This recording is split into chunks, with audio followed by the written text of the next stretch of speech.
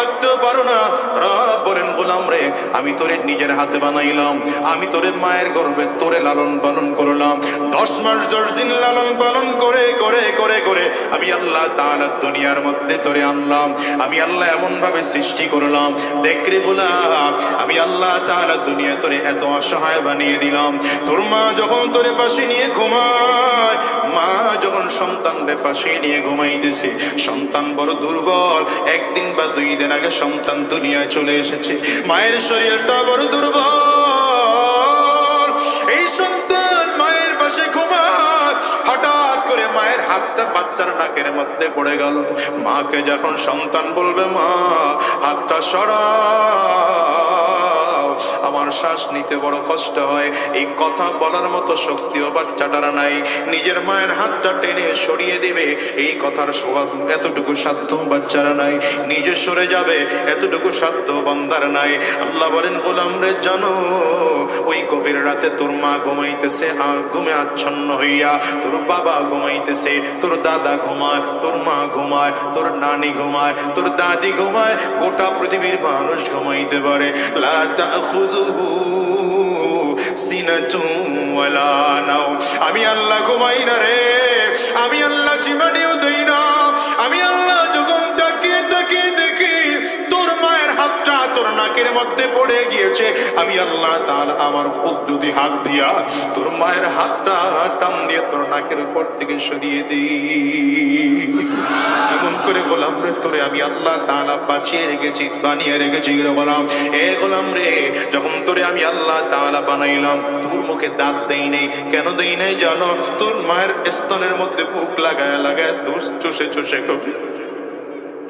যদি দাঁত দেওয়া হয় মায়ের কষ্ট পাবে, তোর বড় সমস্যা হবে, কারণ তোর পাকস্থলী বড় নরম। দাঁত থাকলেই তো শক্ত জিনিস খাওয়ার জন্য চেষ্টা করবি। আমি আল্লাহ তোর পাকস্থলী নরম করে বানাইলাম, এই জন্য মাড়ির মধ্যে দাঁত দিলাম না। আস্তে আস্তে করে পাকস্থলী মজবুত হয়। 1 বছর হয়ে গেল, 1টা 2টা করে দাঁত দিয়েছেন আমার আল্লাহ, পাকস্থলী একটু মজবুত হয়েছে। এখন ছোট ছোট বিস্কুট, নরম নরম বিস্কুট দিলে চাবায় চাবায় খাইতে পারে। বাচ্চা খিচুড়ি রান্না করে দিলে একটু একটু করে খাইতে পারে। পাকস্থলী আগের তুলনায় একটু ভালো, ধীরে ধীরে পাকস্থলী আরো ভালো হয়েছে। রব্বে কারীম বলেন, বয়স তোর যখন 6, 6.5, 7 বছর হয়ে গেল, এখন আমি আল্লাহ তোর দাঁত একটু একটু একটু করে দাঁত দিলাম। তবে দাঁতগুলো বেশি শক্ত নয়, আমি আল্লাহ নরম দাঁতগুলো দিলাম। এগুলো দিয়ে তুই নরম নরম গোশতগুলো চাবায়া চাবায়া খাইতে পারো। আস্তে আস্তে করে তোর যখন বয়স বেড়ে গেল, আমি আল্লাহ পুরনো দাঁতগুলো সব ফালাইয়া দিয়া নতুন করে দাঁত সব দিয়ে দিলাম। এই দাঁত বড় মজবুত, গরুর হাড়টিও চাবায়া খাইতে পারো, মহিষের হাড়টিও চাবাইয়া চাবাইয়া খাইতে পারো। এ গোলাম রে, আমি আল্লাহ তাআলা নদীর মাছ তোর জন্য দিলাম, সাগরের মাছ তোর জন্য বানাইলাম, পুকুরের মাছ তোর জন্য বানাইলাম, আসমান তোর জন্য বানাইলাম, জমিন তোর জন্য বানাইলাম, এই সূর্য তোর জন্য বানাইলাম, পাহাড় তোর জন্য বানাইলাম, চাঁদ কিরণ ছড়া আমি আল্লাহ তোর জন্য বানাইলাম, গোটা পৃথিবীর সব আমি আল্লাহ তাআলা তোমার জন্য বানাইলাম। এ গোলাম রে, কেন বানাইছি জানো? তুই গরুর দুধ খাও, বাচ্চাটা ওখানে না খেয়ে দাঁড়িয়ে আসছে। এই গরুর বাচ্চা যদি আমার কাছে আবদার জানায়, আমি আল্লাহর কাছে কবুল নয়। বলে আমরা এত সুন্দর করে তোরে বানাইলাম একটাই মাত্র কারণ, তোর বয়স যখন বড় হয়ে যাবে, 10 বছর বয়সেও তোর কাছ থেকে আমি নামাজ চাই না, ইবাদত চাই না, 8 বছর বয়সেও তোর কাছ থেকে ইবাদত চাই না। কিন্তু যেদিন বালেগ হয়ে যাবি, তোর নাকার কপালটারে জমিনের মধ্যে ঠেকাইয়া গোটা পৃথিবীর সব ছেড়ে দিয়া বলবি, সুবহানা রাব্বিয়াল আ'লা। আমার সবচেয়ে বড় রবের পবিত্রতা বর্ণনা করি। আল্লাহ কয়, গোলাম, যদি এতটুকু কাজ করতে পারো, আমি আল্লাহর জিন্দেগির সব কিছুর ফয়সালা হয়ে যায়। কিন্তু তোমার আমার কপাল এত খারাপ, রবের কদমে সাজদাও দিতে চাই না, রবের গোলামিও করতে চাই না, অথচ রবের দেওয়া সব খাইতেছি, সব ভোগ করতেছি। রবের দেওয়া চাঁদের আলো ভোগ করতেছি, রবের দেওয়া সূর্যের আলো ভোগ করতেছি, রবের দেওয়া নদীর মাছ আমরা খাইতেছি, সাগরের মাছ আমরা খাইতেছি, পুকুরের মাছ আমরা খাইতেছি। রব বলেন, গোলাম রে, ইলাহু ওয়া খায়রুম মিন্নি ইলা মান তালতাফিতু। এরে গোলাম, আমার চেয়ে তুই ভালো দুনিয়া কাকে পাইলি? আমার চেয়ে ভালো কারে পাইছো? তুই আমার চেয়ে কার দিকে নজর দিয়ে তাকিয়ে আসছো? আমি রবের চেয়ে তোরে বেশি মায়া করে দুনিয়া এমন কেউ আছে নাকি? যুবক রে, আল্লাহ বলেন গোলাম রে, আমার চেয়ে তোরে বেশি ভালোবাসে এমন কেউ নাই। আমার চেয়ে ভালো তোর দুনিয়ায় কেউ নাই। সব থেকে বেশি ভালোবাসি তোরে। কি জোরে আওয়াজ করে কর। আমাদেরকে সব থেকে বেশি ভালোবাসেন কে? আঙ্গুলটা উঁচা করে চিল্লায় বলো, আরো জোরে বলো না, চিল্লায় আওয়াজ করে বলো না। ওরে যুবক, এই কথা কেন বলি জানো? এই যে আজকের ওয়াজ মাহফিলের মূল উদ্দেশ্য হলো বান্দাকে মালিকের সাথে জোড়ায় দেওয়া, বান্দাকে মালিকের সাথে জোড়ায় দেওয়া। জামাতে তাবলীগের মেহনত, এত মেহনত কেন? মূল উদ্দেশ্য হলো বান্দাকে মালিকের সাথে জোড়ায় দেওয়া। হাক্কানি পীর মাশায়েখদের এত মেহনত কেন? মূল উদ্দেশ্য হলো বান্দাকে মালিকের সাথে জোড়াইয়া দেওয়া। জুমার দিনে খতিবদের এত বয়ান কেন? মূল উদ্দেশ্য হলো বান্দাকে মালিকের সাথে জোড়াইয়া দেওয়া। এরে গোলাম রে, ওয়াজ মাহফিলের তো মেহনত কেন? এত কষ্ট করে করে করে করে ওলামায়ে কেরাম কেন এসে বয়ান করে? খোদার কসম করে বুকে হাত লাগায় বলে শুধুমাত্র টাকার জন্য নয়, একটাই মাত্র উদ্দেশ্য, বান্দাগুলোকে রবের সাথে মিশিয়ে দেওয়া। কারণ আমাদের বড়রাও একই কাজ করেছেন। নবীও তো গোটা জিন্দেগি বান্দাকে মালিকের সাথে মিলিয়ে দেওয়ার মেহনত করেছেন। নবী জমিন থেকে বিদায় সাহাবায়ে কেরাম উম্মতকে মালিকের সাথে মিলিয়ে দেওয়ার মেহনত করেছেন। সাহাবায়ে কেরাম বিদায় তাবেঈন গোটা পৃথিবীর মানুষকে আল্লাহর সাথে জুড়ে দেওয়ার মেহনত করেছে। এই জন্যই তো বলি রে যুবক, বাইজিদ বুস্তামি রহমাতুল্লাহি আলাইহির জামানায় তার এলাকার মধ্যে একজন মহিলা এসেছে, চরিত্রহীনা মহিলা। এই মহিলার টাকার বিনিময়ে যুবকদের সাথে সারা রাত ধরে কাটায়। আল্লাহর ওলি বাইজিদ বুস্তামি রহমাতুল্লাহি আলাইহির কাছে খবর চলে আসছে, আল্লাহর ওলি বাইজিদ রে, আপনি গোটা এলাকার মধ্যে দ্বীনের এত মেহনত করেন, কোরআনের এত মেহনত করেন, আপনার এলাকায় একজন মহিলা আসছে, টাকার বিনিময়ে নিজের চরিত্র নষ্ট করে ফেলে। হাজার হাজার যুবক তার কারণে চরিত্র নষ্ট হয়ে যাচ্ছে। আল্লাহর ওলি বাইজিদ খবর পাইয়া খবর নিল এই মহিলা কত টাকার বিনিময়ে রাত কাটায়। খবর নিয়ে দেখলো 40 দিরহামের বিনিময়ে রাত কাটায়, 40 দিরহামের বিনিময়ে রাত কাটায়। আল্লাহর ওলি বাইজিদ বড় কষ্ট করে 40 দিরহাম রেডি করে পোটলা বানাইয়া খুব সকালবেলা ভোরবেলা মহিলার বাড়ির দরজার সামনে গিয়ে বসে আছে। বাড়ির সামনে গিয়ে বসে আছে। আল্লাহর ওলি বাইজিদকে দেখে কেউ আর মহিলার ঘরের দিকেও ফিরে তাকায় না, কারণ হুজুর দেখলে তো সম্মান করে। এখন যদিও এই যুগের মানুষ সম্মান করে না, সেই যুগের মানুষ সম্মান করত। আল্লাহর ওলি বাইজিদ বুস্তামি রহমাতুল্লাহি আলাইহি রে দেখা কেউ আর সামনের দিকে আগায় না, দূর থেকেও চলে যায়। সন্ধ্যা হয়ে গেল, মহিলা কাজের মেয়েটারে বলে, কি রে আজকে তো কোনো কাস্টমার পাই না, কোথায় রে আজকের কোনো যুবক যে আসলো না? কাজের মেয়ে বলে, কেমনে আসবে? আপনার সামনে বাড়ির সামনে একজন পাগড়িওয়ালা জুব্বাওয়ালা বসে আছে, যায় নামাজ বিছা। বলে গিয়া জিজ্ঞাসা কর মোল্লা আমার কাছে কি চায়?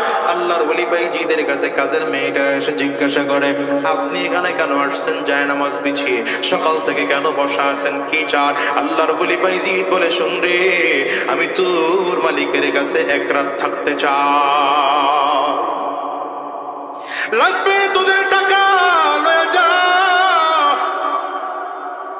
40 দিরহামের পোটলাটা কাজের মেয়ের হাতে দিয়া বলে, ধর, এটা তোর মালিকের কাছে নিয়ে দিবি আর বলবি আমি একটা রাত তোর মালিকের সাথে থাকতে চাই। কাজের মেয়েটা আশ্চর্য হয়ে গেছে, হুজুর মানুষ কি বলে এটা?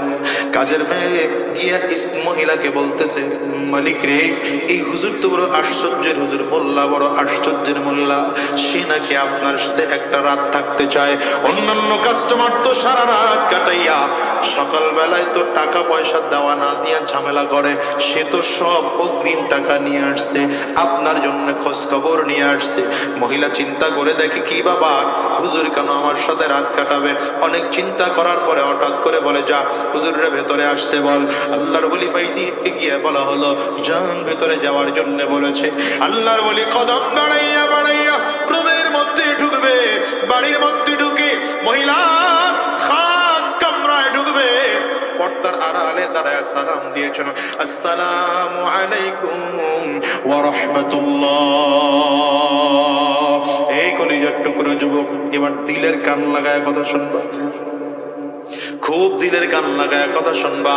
যারা চরিত্র নষ্ট করতেছ, যারা নিজেকে মেসেঞ্জার, ফেসবুক, হোয়াটসঅ্যাপ, ভাইবারে জীবনটারে ধ্বংস করতেছ, তোর পায়ে হাত রেখে বলে যাই রে যুবক, জীবনটারে ধ্বংস করিস না। জীবনের বড় দাম রে যুবক। যেই মেয়েটার প্রেমে পড়ে তুই তোর মেসেঞ্জারে আর ওই হোয়াটসঅ্যাপের মধ্যে তুই তোর জীবনটারে ধ্বংস করতেছিস, ওই মেয়ে তোর জীবনটারে ধ্বংস করে ছাড়বে।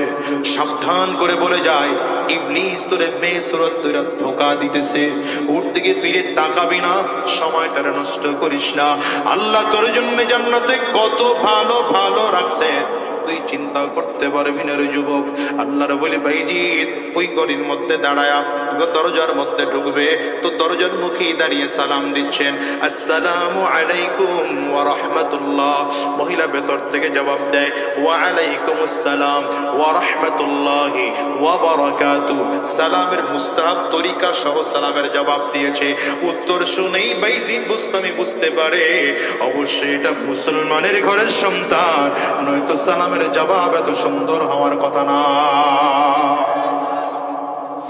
এর ভিতরে ঈমান আছে, যদি জ্বালানো যায়, ঘষা মাজা দিলে আগুন জ্বলবে। গেটের সামনে দাঁড়ায় বলে, বোন রে, আমি তোমাকে 40 দিরহাম দিয়েছি, অবশ্যই তোমার ঘরে ঢুকবো, কিন্তু এখনই তোমার ঘরে ঢুকবো না। আগে এক কাজ করো, তোমার চেহারাটা ভালো করে ঢাকো, রুমের একটা কিনারায় চলে যাও। মহিলা কথা শুনে রুমের একটা কিনারায় চলে গেলেন। রুমের একটা কিনারায় গিয়ে নিজের পর্দা দিয়ে চেহারা ঢাকলেন। আল্লাহর বলি বাইজিদ বুস্তামি রহমতুল্লাহি আলাইহি রুমের মধ্যে ঢুইকা দরজাটা আটকে দিলেন।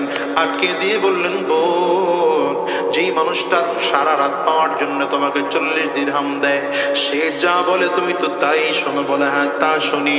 আমি যদি বলি তাইলে ফজর পর্যন্ত যা যা বলবো শুনবানি? মহিলা বাধ্য হয়ে বলেন, অবশ্যই শুনবো, কেন শুনবো না? আল্লাহর ওলি বাইজিদ কয়, তাইলে যাও। ব্যাগের থেকে একটা পবিত্র কাপড় বের করে দিয়েছেন, তোমার এই কাপড়টা শরীরে চলবে না, যাও আমার পদ্ধতি অনুযায়ী সুন্দর করে গোসল করে পবিত্র হইয়া এই কাপড় পরিধান করে আমার কাছে আসো। মহিলা সুন্দর করে গোসল করে পবিত্র হইয়া পবিত্র কাপড় পরিধান করে বাইজিদ বুস্তামি রহমতুল্লাহি আলাইহির সামনে চলে আসছে। আল্লাহর ওলি বাইজিদ ব্যাগের থেকে একটা জায়নামাজ বের কইরা কিবলা মুখী করে বিছায়া ডাক দিছে, বোন রে,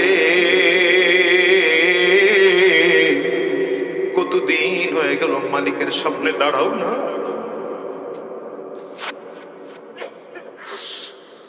আমার মালিক তো তোরে 5 বার করে করে ডাকে, হাইয়া আলাস সালাহ, হাইয়া আলাল ফালাহ। মালিক তো তোরে নাম ধরে ধরে ধরে ধরে বারবার নামাজের জন্য ডাকে। কত বছর হয়ে গেল ডাকো না, মালিকের ডাকে সাড়া দাও না। আজকে জায়নামাজটা বিছিয়ে দিলাম, নামাজের মধ্যে দাঁড়ায় যাও। আল্লাহর বান্দী বাধ্য হয়ে গেছে, মনের অজান্তে আল্লাহু আকবার বলে হাত বেঁধে ফেলেছে। আল্লাহর ওলি বাইজিদ কয়, এখন সূরা ফাতিহা পড়ো। মহিলা সূরা ফাতিহা পড়তে আরম্ভ করেছে। সূরা মিলাও, সূরা মিলাইতে আরম্ভ করেছে। রুকুতে যাও, রুকুর মধ্যে চলে গেলেন। পড়ো সুবহানা রাব্বিয়াল আযীম। মহিলা সুবহানা রাব্বিয়াল আযীম পড়তে আরম্ভ করেছে। রুকু থেকে দাঁড়াও, মহিলাটাও দাঁড়ায়। পড়ো পড়ো পড়ো সুবহানা রাব্বিয়াল আ'লা, পড়ো সামি আল্লাহু লিমান হামিদা, পড়ো রব্বানা লাকাল হামদ। মহিলা পড়তে আরম্ভ করেছে। এখন সাজদায় যাও, সাজদার মধ্যে চলে গেছে। আল্লাহর ওলি বাইজিদ কা এখন পড়ো সুবহানা রাব্বিয়াল আ'লা। আল্লাহর ওলি বাইজিদ খেয়াল করতেছে সাজদা ধীরে ধীরে ধীরে ধীরে লম্বা হচ্ছে। দুইবার, তিনবার, পাঁচবার সুবহান রাব্বিয়াল আ'লা বলে বলে মহিলার চোখ দিয়ে যেন কান্না পড়তেছে আর কান্নার আওয়াজ আসতেছে। আল্লাহর ওলি বাইজিদ সাজদার মধ্যে রেখা নিজের রুম থেকে বের হইয়া আরেকটা রুমের মধ্যে গিয়া আল্লাহর বান্দা নামাজের মধ্যে দাঁড়ায় গেছে। মহিলাটা 2 রাকাত নামাজ শেষ করে ডানে বামে খুঁজে বাইজিদ বুস্তামি রাহমাতুল্লাহি আলাইহিকে পায় না। কই রে, আমার জন্য বিশাল এত সম্পদ নিয়ে আসলো, 40 দিরহাম, সারাটা রাত আমার সাথে কাটাবে জন্য নিয়ে আসলো। কই রে, কই গেল যুবক, কই গেল? খুঁজে সারা দুনিয়া খুঁজে কোথাও পায় না। দুনিয়া এদিক বাড়ি ঘর খুঁজে কোথাও পায় না। হঠাৎ করে দেখে বাড়ির রুমের একটা কিনারায় আল্লাহর ওলি বাইজিদ বুস্তামি রাহমাতুল্লাহি আলাইহি সাজদা পড়ে আছে। 2 রাকাত নামাজ কমপ্লিট করেছে। মহিলা পেছন দিকে দাঁড়িয়ে দাঁড়িয়ে সব দেখে এবার নামাজ শেষ করে যায় নামাজের মধ্যে হাত তুলেছে আর আল্লাহকে ডাকতে আরম্ভ করেছে। গোদার মালিক,